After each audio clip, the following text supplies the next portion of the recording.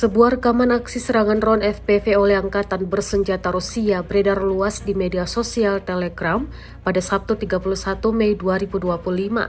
Video tersebut memperlihatkan momen ketika sejumlah kendaraan militer milik Ukraina dihantam dan diledakkan oleh drone yang dikendalikan oleh operator bernama Santi Pangeran Vandal Novgorodsky, anggota Brigade Lintas Udara ke-83 Rusia.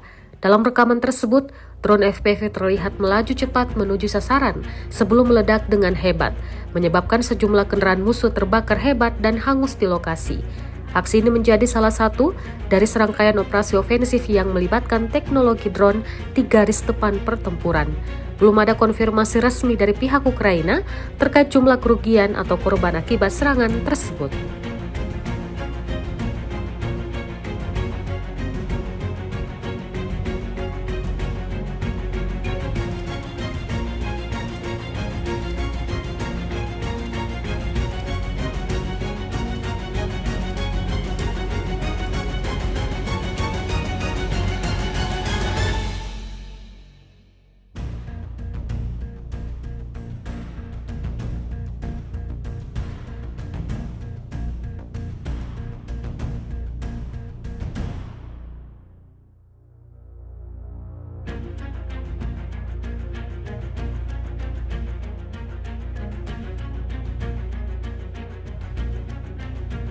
Download Tribun X sekarang, menghadirkan lokal menjadi Indonesia.